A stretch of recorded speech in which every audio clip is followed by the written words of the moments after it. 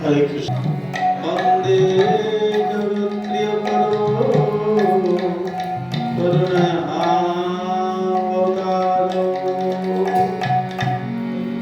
নমস্তে কাল সত্তায় জগন্নাথ সুতায় চ সবৃত্তায় সমুদ্রায় সকলত্রায় তে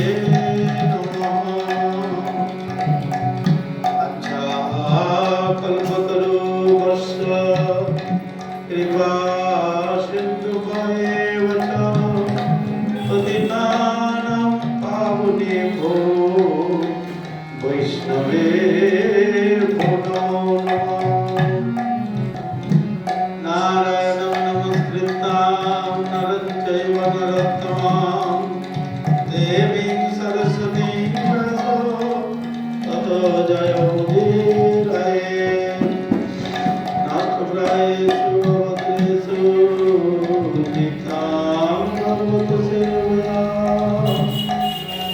भगवते उत्तमाश्लोके भक्तिर्भवति नैष्ठिकी। श्री कृष्ण चैतन्य प्रभु नित्यानंद श्री अद्वैत गदाधर शिवासादि गौरभक्त हरे कृष्ण कृष्ण कृष्ण हरे हरे हरे राम राम राम हरे हरे। सर्वाग्रे परम आराध्य परम कारुणिक परम मंगलमय सर्वदेवमय नित्यलीला विष्णु विष्णुपाद अष्टोत्तर शतश्री श्रीमद् श्रील भक्ति प्रकाश आश्रम गोस्वामी गुरु महाराजेर श्री चरण कमले अनंत कोटि भूलंठित दंडवत प्रणति निवेदन करे तार अभित कृपा प्रार्थना करी। तत्पश्चात रूपानुग गुरुवर्ग अनंत कोटि वैष्णव वृंदेर श्री चरण कमले अनंत कोटि भूलंठित दंडवत प्रणति निवेदन करे ताদের अभित कृपा प्रार्थना करी।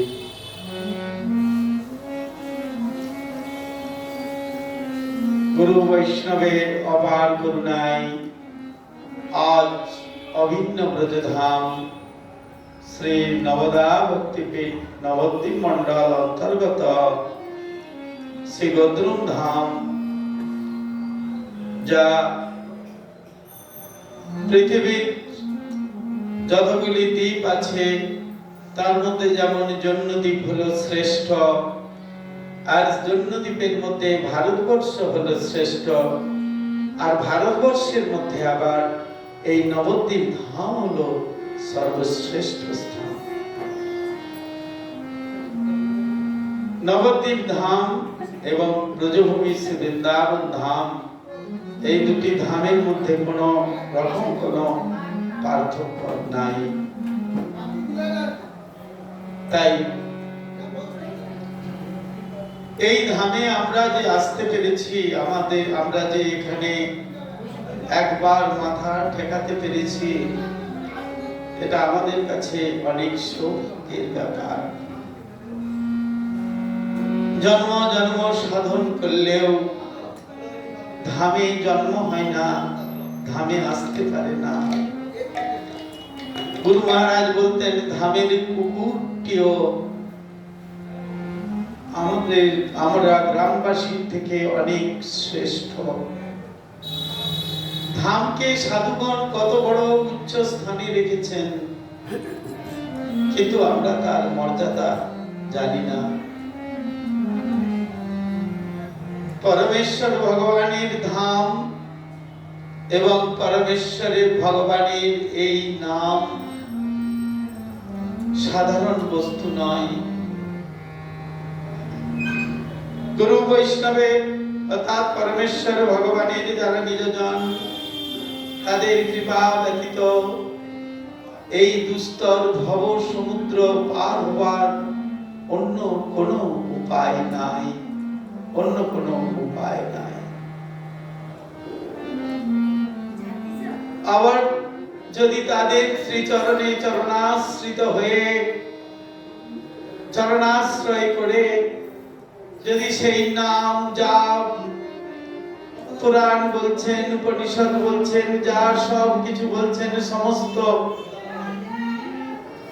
যজ্ঞের সমস্ত মন্ত্রের সার হরির নাম হরির নাম হরির নামৈব কেবলম কলৌ নাস্তেব নাস্তেব নাস্তেব গতিরন্যথা, তা যদি আমরা গ্রহণ না করতে পারি তাহলেও আমাদের কোনো লাভ নাই, কোনো লাভ নাই। জড় হতে শ্রেষ্ঠ হলেও জীব স্বভাবত দুর্বল ও পরাধীন।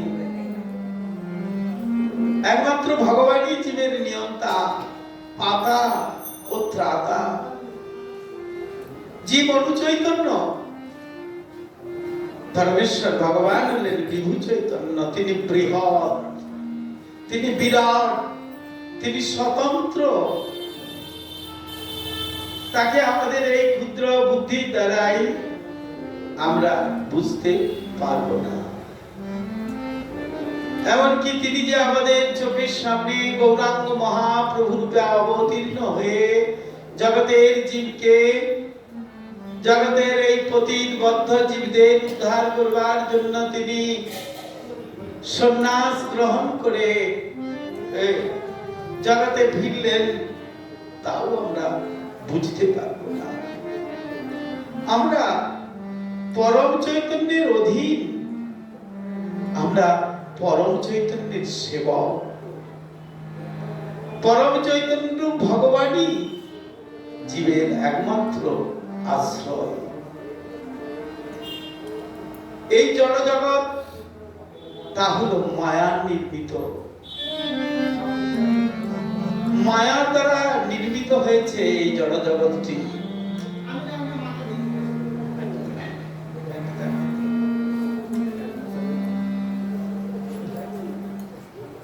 এই জড় জগৎটি মায়ার দ্বারা নির্মিত হয়েছে।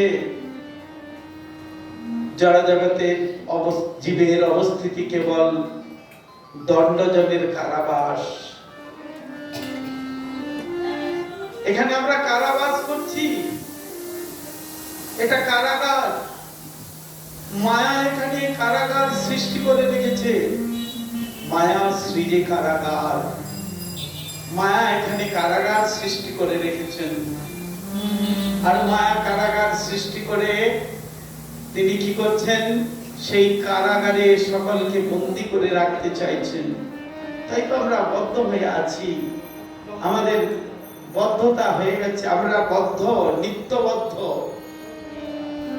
সংসার সংসার করে মিছে গেল কাল, লাভ না হইল কিছু, ঘটিল জঞ্জাল। আমি, সংসার মানে আমি আর আমার। আমি যে গৌরের, গৌর যে আমার, এই কথা একবারও মনে নাই, একবারও হৃদয়ে নাড়াও দেয় না। আমি ভগবানের, ভগবান আমার, একবারও নাড়া দেয় না। আমি ভগবানের নিত্য দাস, সেই দাসত্বের কথা আমরা ভুলে গিয়ে এখানে মায়ার নফর হয়ে, অর্থাৎ মায়ার চাকর হয়ে আমরা এখানে ঘুরে ঘুরে বেড়াচ্ছি। যার জন্যই তো আমাদের এত দুঃখ। আমরা এখানে কেউ সুখ ভোগ করছি না। মনে করছি আমার সুন্দরী স্ত্রী, আমার অনেক জমি, আমার অনেক টাকা, অনেক ব্যালেন্স, অনেক সোনা দানা, আমার অনেক কিছু আছে, আমি খুব সুখী। বুকে হাত দিয়ে দেখলেই দেখা যায় আমি দুঃখী। আমার মতো দুঃখী আর কেউ নাই।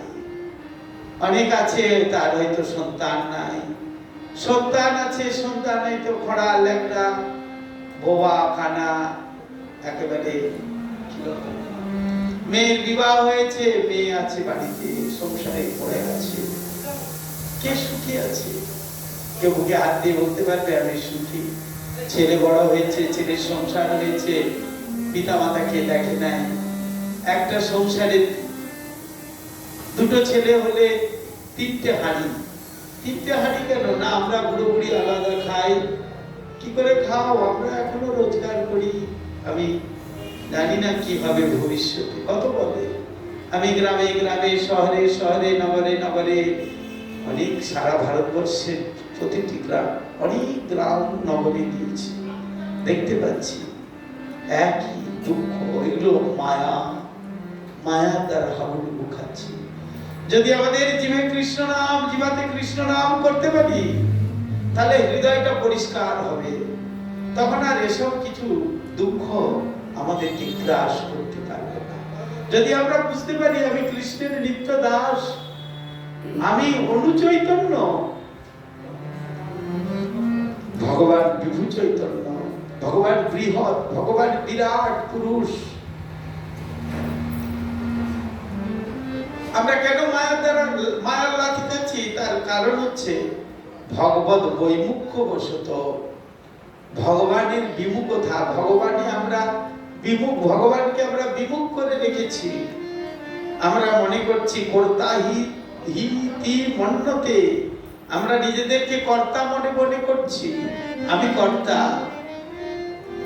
আমি বাড়ির কর্তা, আমার ইচ্ছায় কি সবকিছু হয়? আমি ইচ্ছা করছি অনেক রকম, কিন্তু সবকিছু হচ্ছে না। হচ্ছে সংসারে আমি যেটা ইচ্ছা করছি তার বিপরীতটা হচ্ছে, তার বিপরীতটা। আমি চেয়েছিলাম আমি আজকে ছেলেগুলো মানুষ করছি, বড় হয়ে ছেলেগুলো আমাকে দেখবে, এই জন্যই তো ছেলে মানুষ করা, তাই তো? যখন ছেলেরা আবার বৌমা পেয়ে গেছে, স্ত্রী পেয়ে গেছে, তখন আবার পিতামাতাকে ভুলে গেছে। এগুলো কারণগুলো জীবের মায়া সংসর্গ, জীব মায়াগ্রস্ত। কৃষ্ণ বলি যেই জীব অনাদি বহির্মুখ, অতএব মায়া তারে দেয় সংসার আদি দূর। ভগবৎ সান্মুখ্য ব্যতীত জীবের মায়া হতে উদ্ধারের উপায়ন্তর নাই। ভগবানকে চিন্তা করতে হবে, তুমি তো আমার, আমি তো তোমার, কি কাজ অপর ধনে? তুমি তো আমার, আমি তো তোমার, কি কাজ অপর ধনে? আবার গাইলেই হবে না, বললেই হবে না, হৃদয় দিয়ে সেগুলিকে দিতে হবে। ভগবত বহির্মুখ জীবী মায়াবদ্ধ, ভগবত অনুগত জীবী মুক্ত।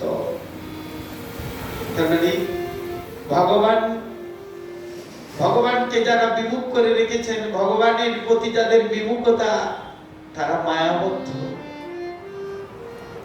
তারা নিত্যবদ্ধ। আর যারা ভগবানের চরণ স্মরণ করে আছেন, ভগবানের চরণ স্মরণ করে রেখেছেন, তারা কি? তারা হলেন মুক্ত জীব। তারা মুক্ত, তারা ভগবানকে লাভ করতে পারেন, তারা ভগবানকে লাভ করতে পারেন। হরিদাস ঠাকুর, চৈতন্য মহাপ্রভুর কি মহিমা! এই চৈতন্য মহাপ্রভুর ধাম, এ গৌর গদাধরের ধাম, এ গৌরীর ধাম, এ ধাম সাধারণ নয়।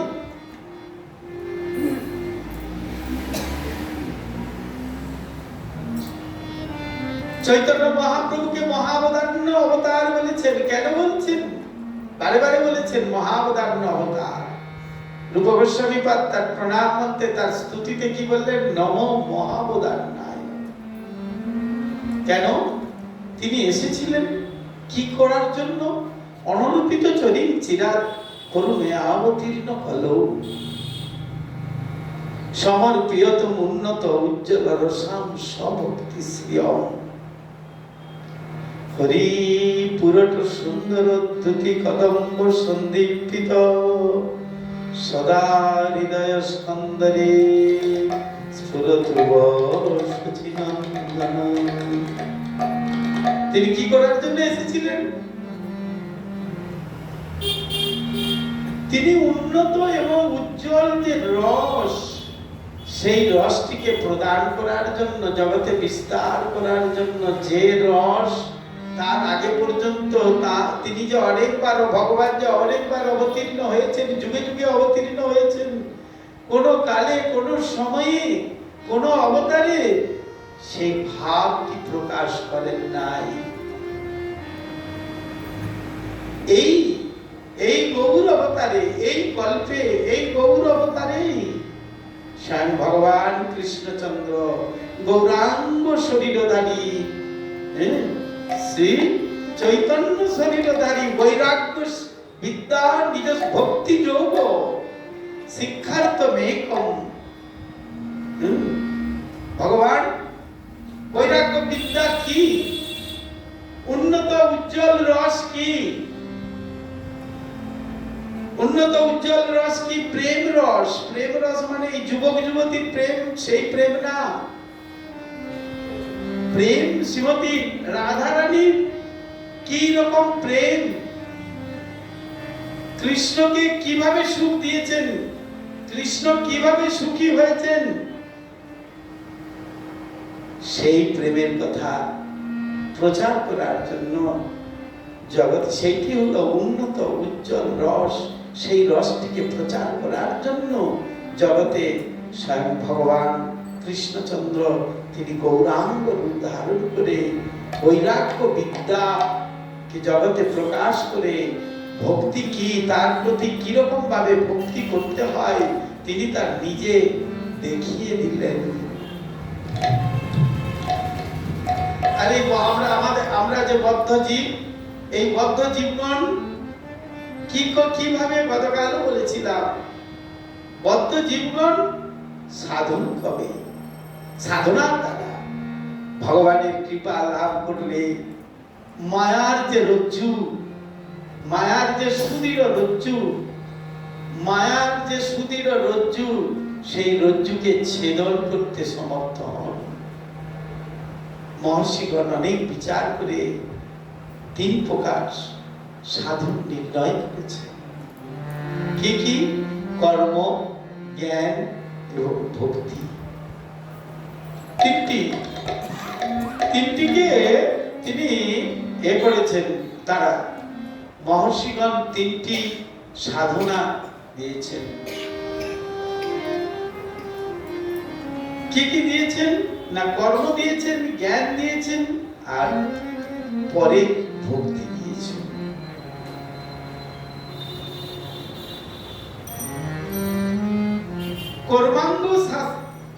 বিভিন্ন কর্মাঙ্গ, যে নানাবিধ কর্মাঙ্গ তা শাস্ত্রে উল্লিখিত আছে। বর্ণাশ্রম ধর্ম, যজ্ঞ, তপস্যা, দান, এগুলির দ্বারাই বিভিন্ন ব্রত, এই সমস্ত কর্মাঙ্গ শাস্ত্রে উল্লিখিত আছে। ওই সমস্ত কর্মের ভিন্ন ভিন্ন ফল সেই সমুদায় শাস্ত্রে কথিত হয়েছে। ফলগুলি পৃথক করে বিচার করলে দেখা যায় যে স্বর্গভোগ, মর্ত্য সুখভোগ, সামর্থ্য, রোগ শাস্তি ও উচ্চ কার্য অবকাশ, এইগুলিরই প্রধান ফল। এই উচ্চ কার্যের অবকাশটিকে, অবকাশ রূপ ফলটিকে পৃথক করলে আর সমস্ত ফলই মাইক বলে প্রতীত হয়। স্বর্গভোগ, মর্ত্য সুখভোগ, ঐশ্বর্যাদি, সামর্থ্য, যা কর্ম দ্বারা জীব লাভ করে, বিভিন্ন কর্মের ফলে জীব লাভ করে, এগুলি নশ্বর। ভগবান এর কালচক্রে সমস্ত সমুদয় বিনষ্ট হয়ে যায়। ভগবানকে জানতে হবে, কৃষ্ণ তিনি যে গৌরাঙ্গ রূপ ধারণ করে আমাদের জগতে জীবকে উদ্ধার করেছেন।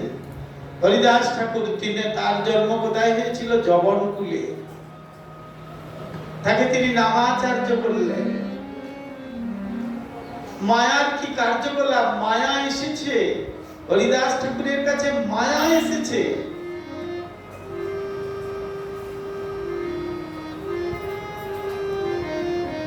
হরিদাস ঠাকুর বললেন তাকে মায়া এসেছে লক্ষ্য হীরা। রামচন্দ্র খান লক্ষ্য হীরা নামটি ব্যবসাকে পাঠিয়েছে, যাও ওর তপস্যা ভঙ্গ করো। কে করাচ্ছে? এগুলো মায়া, মায়ারই রূপ। ভগবান মায়া লক্ষ্য হীরার রূপ ধারণ করে হরিদাস ঠাকুরের কাছে এসেছে। ষোড়শী, অত্যন্ত সুন্দরী, 16 বছরের যুবতী, অত্যন্ত সুন্দরী, আবার কি না ব্যবসা পতিতা, অর্থের লোভে এসেছে। কেউ আসতে সাহস করলো না।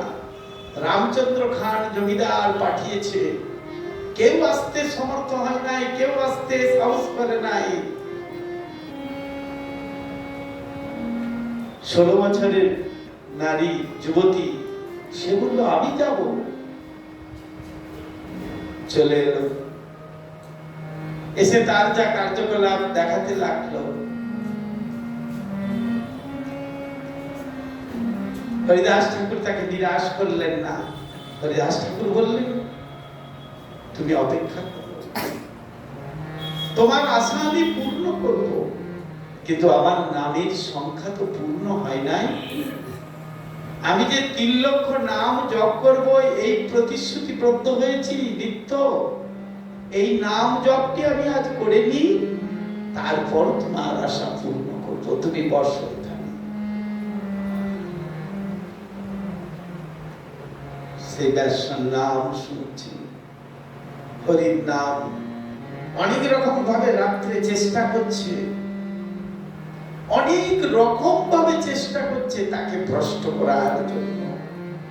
তারা পতিতা, তাদের ওটাই কাজ। সে এসেছে, সে জানে পেছন থেকে তাকে দেখছে যে জমিদার পাঠিয়েছে, অন্য লোক পাঠিয়েছে, পেয়াদা পাঠিয়েছে যে এ করবে, লক্ষ্য রাখার জন্য। লক্ষ্য হীরা অনেক চেষ্টা করছে, তার দেহ মাঝে মাঝে বস্ত্র খুলে দিচ্ছে। হরিদাস ঠাকুর যুবক, অপূর্ব সুন্দর দেখতে, কিন্তু নামের প্রতি এত নিষ্ঠা, নাম জপ করে যাচ্ছে। হরে কৃষ্ণ কৃষ্ণ কৃষ্ণ হরে হরে, হরে রাম রাম রাম হরে হরে। মায়ার খেলা, মায়া খেলতে এসেছে। গুরু মহারাজ বলতেন মায়ার খেলা, মায়া খেলতে এসেছে। ভগবান পাঠিয়েছেন মায়াকে খেলা করার জন্য। যাও ভ্রষ্ট করো, আমার নাম করছে তাকে ভ্রষ্ট করো, এবং জগতের জীবকে মহাপ্রভু দেখাচ্ছেন দেখো আমার নামের কি মহিমা। লক্ষ্য হীরা প্রথম দিন এলেন, প্রথম রাত্রি, সারা রাত্রি সেখানে যাপন করলেন। কানে কি গেল? হরির নাম গেল, হরির নাম গেল। ভোর হয়ে গেল, সকাল হয়ে গেল। বলল ঠাকুর আজকে আমি চললাম, কিন্তু আবার আমি সন্ধ্যাবেলায় আসছি, সন্ধ্যা হলেই আমি আবার আসবো। দেখলেন যে সে কৌপিন পরা হরিদাস ঠাকুর সেইখানে বসে বসে কৃষ্ণ নাম জপ করছে। এই যে কানের মধ্যে, সেই পতিতার কানের মধ্যে যে কৃষ্ণ নাম গিয়েছিল, আর সেই কৃষ্ণ নামের দ্বারাই সকাল বেলায় এসে, এই সন্ধ্যা বেলায় এলেন ঠিকই, কিন্তু এসে কি করলেন? আসার পর সেখানে সেই তুলসীর মঞ্চ ছিল, সেই তুলসী মঞ্চে প্রণাম করলেন। প্রণাম করে পুনরায় বসলেন, বললেন আজ আমি আবার এসেছি, তাই তুমি আমার আশা পূর্ণ করবে তো ঠাকুর? তুমি বসো, আমার নামের সংখ্যা আমাকে পূর্ণ করতে দাও। তারপর তোমার আশা আমি পূরণ করব। নিরাশ করলেন না।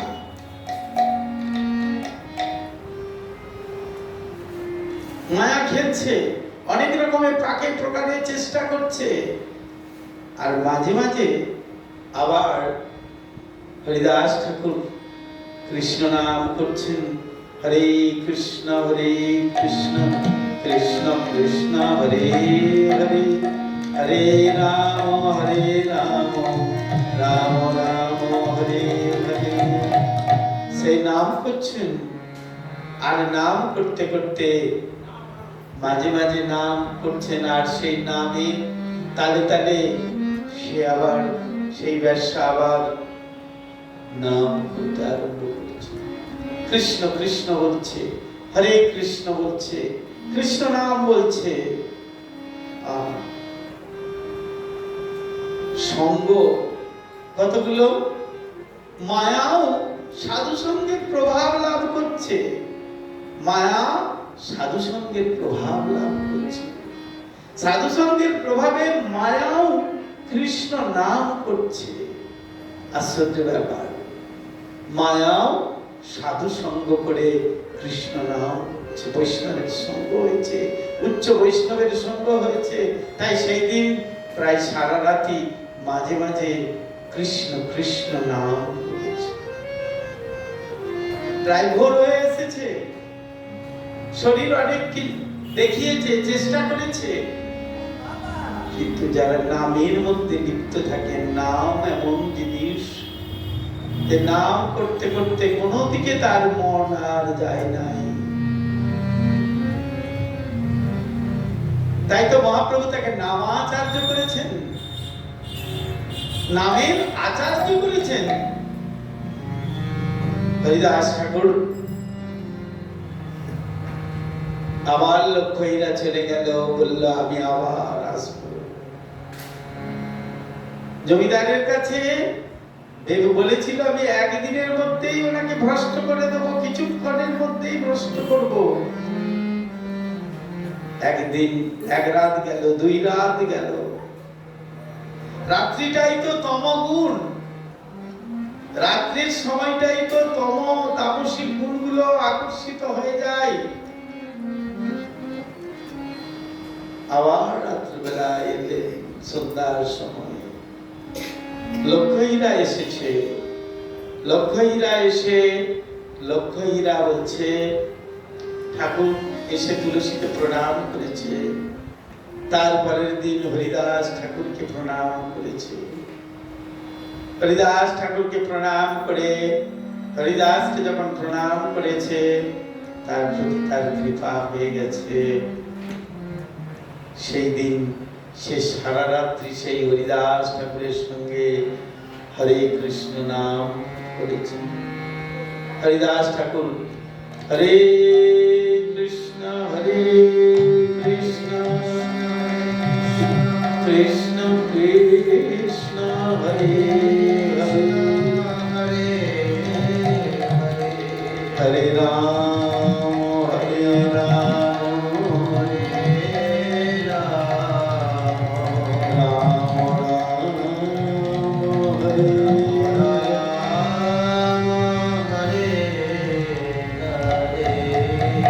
নাম জপ করতে আরম্ভ করেছেন, নাম জপ করছেন। আর নাম জপ করতে করতে হরিদাস ঠাকুর যত নাম জপ করছেন, লক্ষ্যহীরাও তত নাম জপ করছেন। নাম কি বস্তু? মায়া খেলতে এসেছে, কিন্তু খেলতে এসেও পাচ্ছে না। নামের কাছে মায়া একেবারে হয়ে গেছে, মায়ার কোনো স্থানই নেই। ভক্তিবিনোদ ঠাকুর বলেছেন, তোমারে লইতে আমি হইল অবতার, আমি বিনা বন্ধু বলো কে আছে তোমার। এনেছি ঔষধি মায়া নাশিবার লাগি, হরিনাম মহামন্ত্র লহো তুমি মাগি।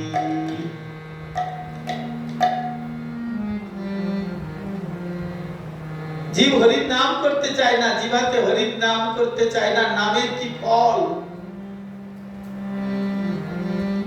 নাম করলে সব কিছু লাভ করা যায়, সব কিছু পেয়ে যায়। নামই সব। নামের মুক্তিরা যারা নাম করে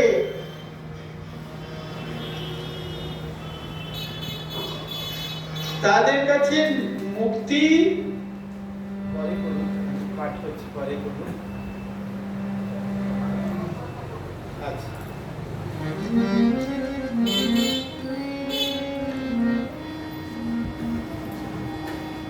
মুক্তি আসে, ভগবান মুক্তি দেবীকে পাঠান, যাও তার কাছে।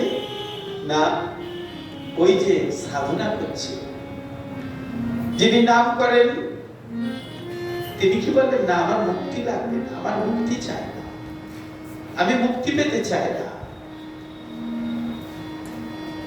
হরিদাস ঠাকুর নিরাশ করলেন না। হরিদাস ঠাকুর বললেন, থামো, ঠিক আছে, আসবে।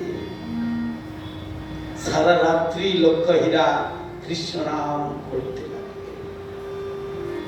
ভোরের সময় যখন হরিদাস ঠাকুরের সকালে যখন নাম কমপ্লিট হয়েছে, চরণে পড়ে গেছেন লক্ষ্য হীরা। এত বড় বেশ্যা চরণে পড়ে কাঁদছেন, আজ আমি কি অপরাধ করলাম? আপনি আমাকে কৃপা করুন, আপনি কৃপা করে আপনার ওই যে ধন শ্রী নাম, সেই নাম আমাকে দেন।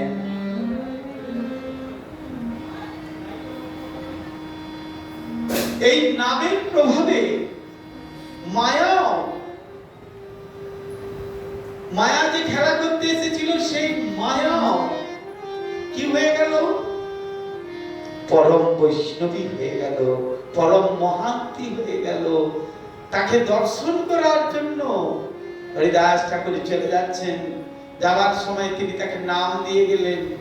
তিনি বললেন, এইখানে যে তুলসীর সামনে তুমি বসে বসে, এই কুটিরে বসে বসে নাম করবে, এখানে আর কিছু করতে হবে না। নাম করে, আর তাকে দর্শন করার জন্য হাজার হাজার লক্ষ লক্ষ মানুষ সেখানে আসতো। এত বড় সুন্দরী বেশ্যা, সে নামের প্রভাবে, হরিদাস ঠাকুরের সঙ্গ প্রভাবে এত বড় মহান্তি হয়ে গেল।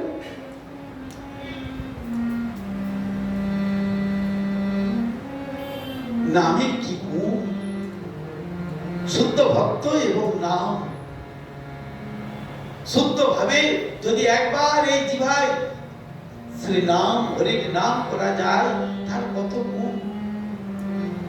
নামের প্রভাবে হরিদাস ঠাকুর যেখানে জপ করছিলেন বসে বসে, সেই গুফাতে, সেই গুফার ভিতরে তার নিচেই যেখানে হরিদাস ঠাকুর বসেন, তার নিচে এক অজগর সর্প ছিল। বিশাল বড় সর্প, বিশাল বিষধর সর্প, যে মুখ বেদন করে রাখলে মানুষ ঢুকে যাবে, এত এত তার নিঃশ্বাসের এত জোর। হরিদাস ঠাকুর তার উপরে বসে আছে, হরিনাম করছে। সকালে বলতে লাগলেন, বিষধর সর্প আছে এখানে, আপনি থাকবেন না। হরিদাস ঠাকুর হরিনাম করে গেলেন। বিষধর সর্প বিনীত হয়ে সেইখান থেকে চলে গেলেন। এত বড় সর্প, নাম, হরের নাম, হরের নাম, হরের নাম। কলিতে একমাত্র নাম, নামের দ্বারাই আমাদের সব কিছু লাভ হয়ে যায়। নাম ছাড়া আর কিছু নাই। নামের ফলে আমরা ভগবানকে লাভ করতে পারি। আর কোনো সাধন করার প্রয়োজন নেই এই কলিতে। কলিতে আর কোনো সাধন করার প্রয়োজন নাই।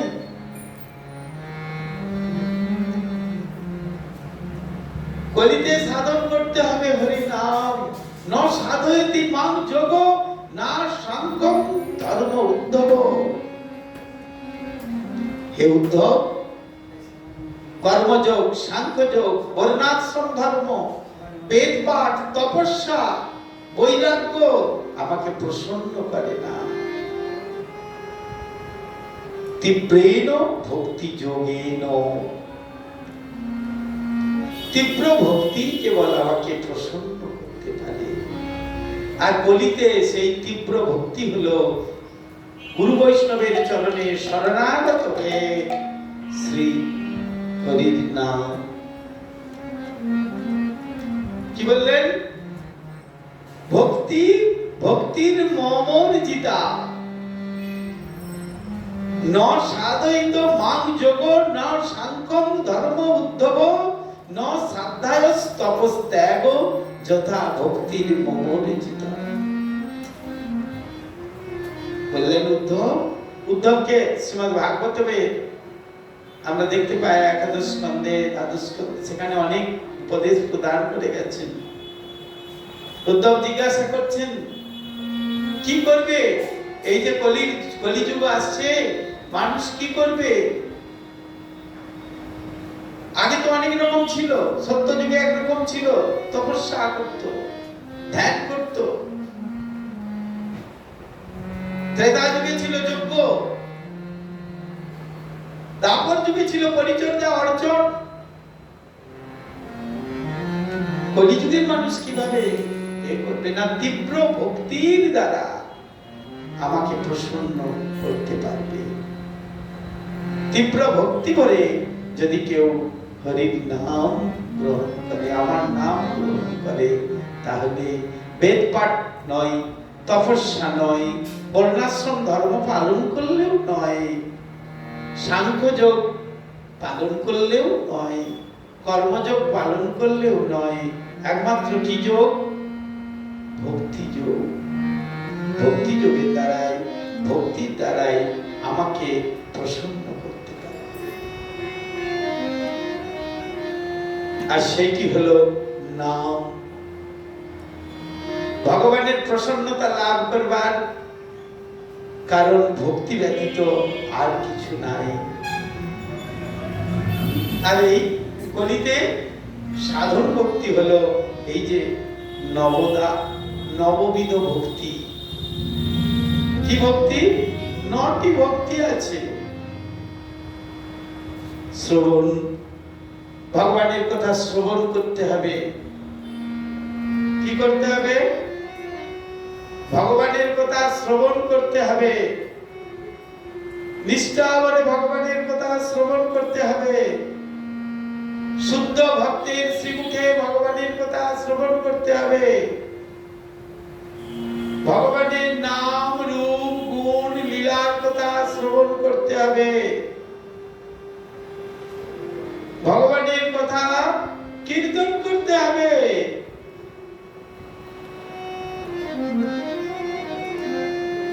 ভগবানের কথা শ্রবণ, ভগবানের কথা কীর্তন, ভগবানের কথা পরিশেষে ভগবানের কথা স্মরণ, এই তিনটি হলো প্রধান সাধন অঙ্গ। এই তিনটি যাজন করতে করতে জীব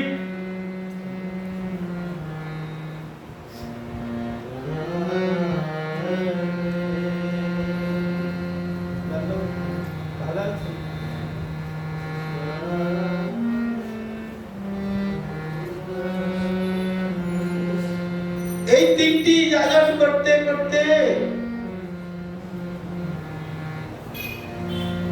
জগতের জীব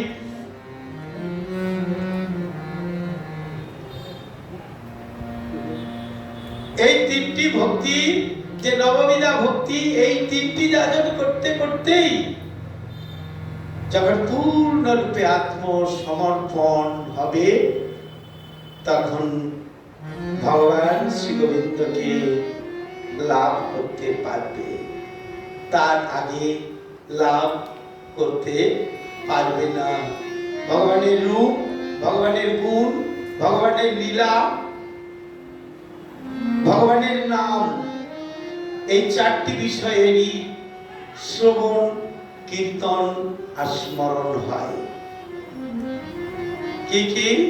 ভগবানের রূপ, ভগবানের গুণ, ভগবানের নাম, ভগবানের লীলা। ভগবান শ্রীকৃষ্ণের যে মাধুর্য পরাকাষ্ঠ দেখিয়েছেন শাস্ত্রে, সেখানে তার চারটি প্রধান বৈশিষ্ট্যের কথা বলেছেন। সেই চারটি প্রধান বৈশিষ্ট্য হলো লীলা মাধুরী, রূপ মাধুরী, গুণ মাধুরী এবং বেণু মাধুরী। তার মধ্যে ভক্তদের কাছে চারটি যদিও খুবই বৈশিষ্ট্যপূর্ণ, কিন্তু লীলা মাধুর্যতা ভক্তদের কাছে সব থেকে তাৎপর্যপূর্ণ। এবং তার মধ্যে নামই আদি ও সর্ববীজ স্বরূপ। তার নামই হলো আদি ও সর্ববীজ স্বরূপ। ভগবান শ্রীহরির নামই হলো সকল উপাসনার মূল।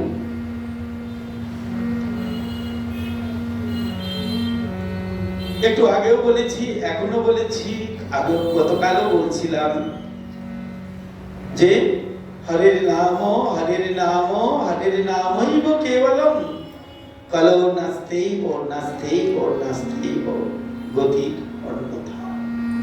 হরির নাম, হরির নাম, হরি নাম ব্যতীত এই কলিকুলে কলিকালে জীবের আর অন্য কোনো গতি নাই। নামের প্রভাবে আমরা একটু আগে প্রমাণ দেখলাম। অনেকে বলে তো যে অঙ্ক করছো, প্রমাণ কোথায়? প্রমাণ দাও, প্রুফ দ্যাট। নামের প্রভাবে হরিদাস ঠাকুরকে মহাপ্রভু নামের আচার্য করেছেন তার জন্ম জবনকুলে, তাও তাকে নামের আচার্য করলেন। মহাপ্রভুর আদেশে অদ্বৈত আচার্যের গৃহে শ্রাদ্ধ পাত্র, শ্রাদ্ধ হয়েছে পিতার, অর্থাৎ দিবসী হয় বৎসরে একদিন পালন করে পিতা মাতার তিথি পালন করে, দিবসী বলে তাকে। সেই দিবসী পালন করার সময় হরিদাস ঠাকুরকে সমস্ত ব্রাহ্মণদের অগ্রে ভোজন করিয়েছে অদ্বৈত ঠাকুরকে। কিসের প্রভাবে? নামের প্রভাবে, নামের দ্বারা। নাম কলিকাল শব্দ দ্বারা বুঝতে হবে যে সর্বকালেই হরিনাম ব্যতীত জীবের আর অন্য কোনো গতি নাই, গতি নাই, গতি নাই। অন্য মন্ত্র আদি সাধন করলে সে দুরূহ ব্যাপার। কারণ আমাদের মন অত্যন্ত চঞ্চল, মন অত্যন্ত চঞ্চল।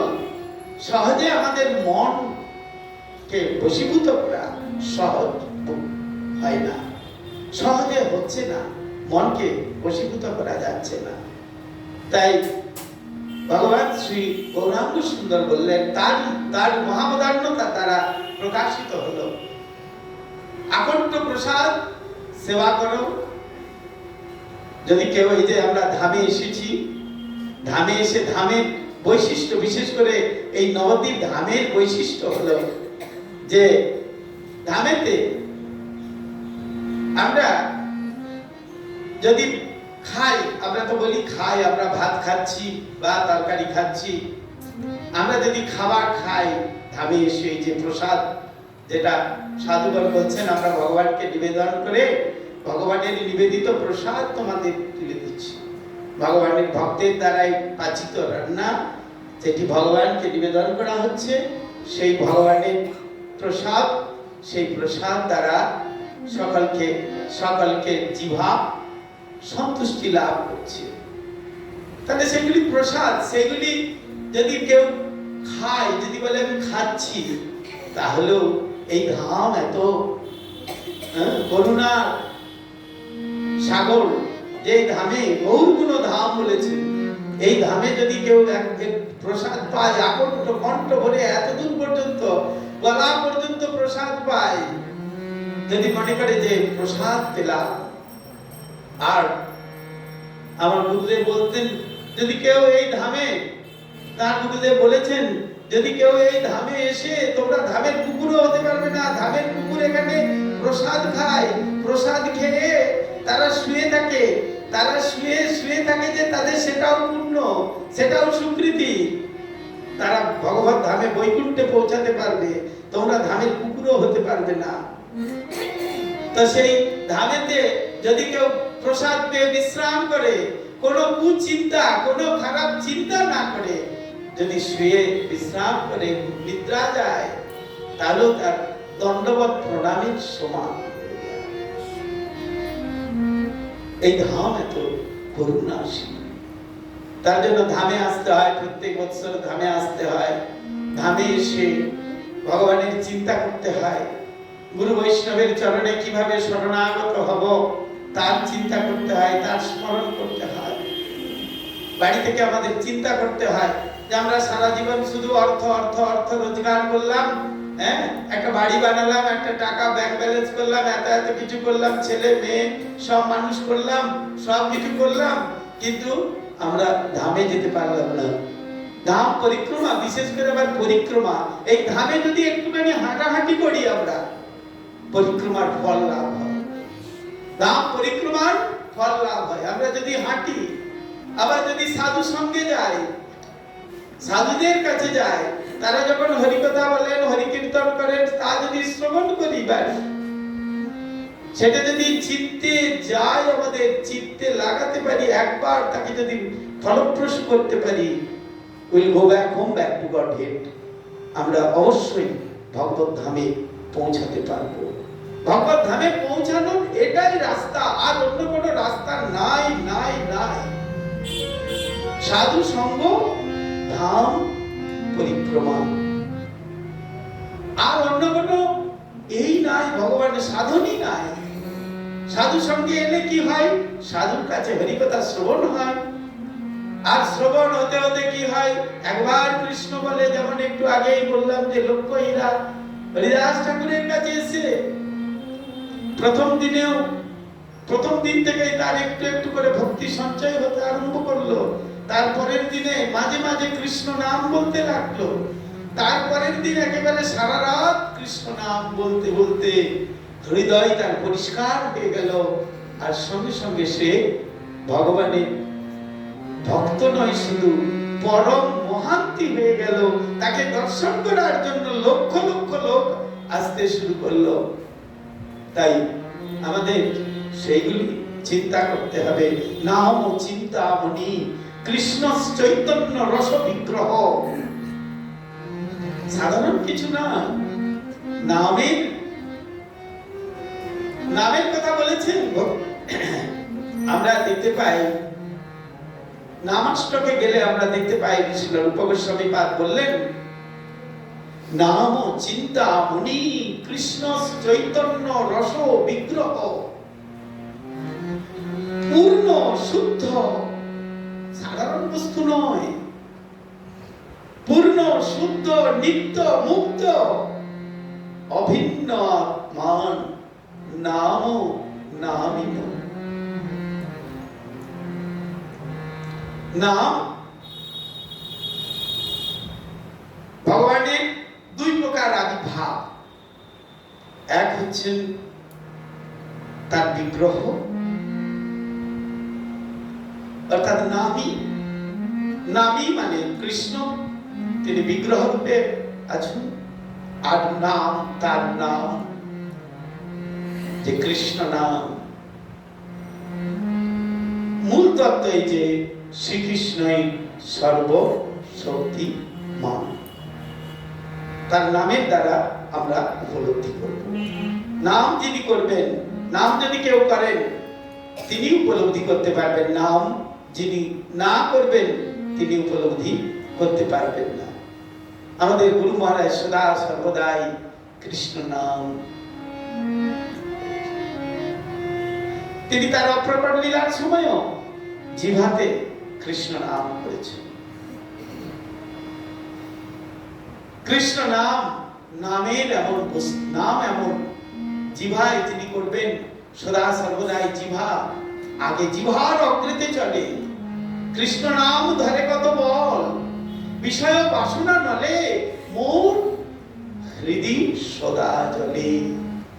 রবি তপ্ত কিরকম, আমাদের হৃদয়টা কিরকম চলছে? রবি তপ্ত, বিষয় বাসনার বসে রবি তপ্ত মরুভূমি সম।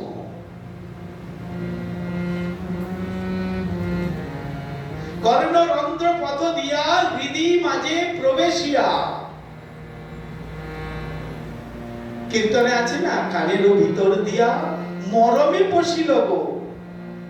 রবীন্দ্রনাথ ঠাকুর লিখেছেন, কানের ভিতর দিয়া মরমে পশিল গো, কেবার শুনাইল শ্যাম নাম।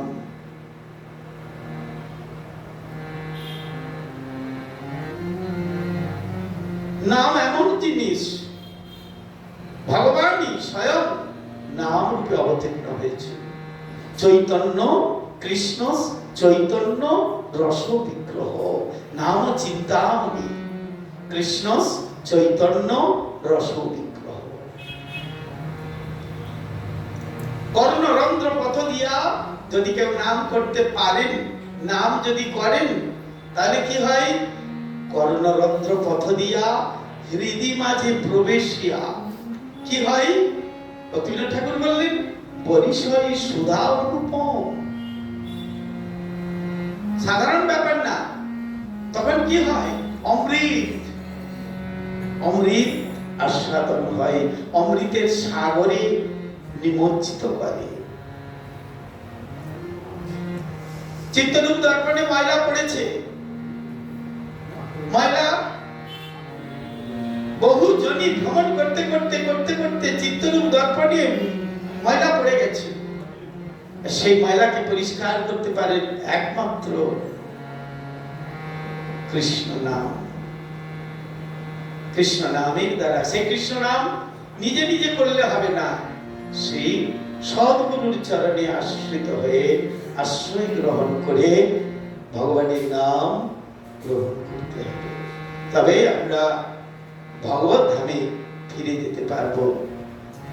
তাই আমরা সকলেই যেন সেই ভগবানের শুদ্ধ নাম গ্রহণ করতে পারি, গুরু বৈষ্ণবের চরণাশ্রিত হয়ে সেইটি আমাদের যেন প্রার্থনা হয়। এই প্রার্থনা করে আজকের মতো আমরা কথার বিশ্রাম দিলাম। আবার গুরু গৌরাঙ্গের করুণা হলে আমরা আগামীকাল সকালে পাঠ করে শ্রবণ করব। আগামীকাল শ্রীধাম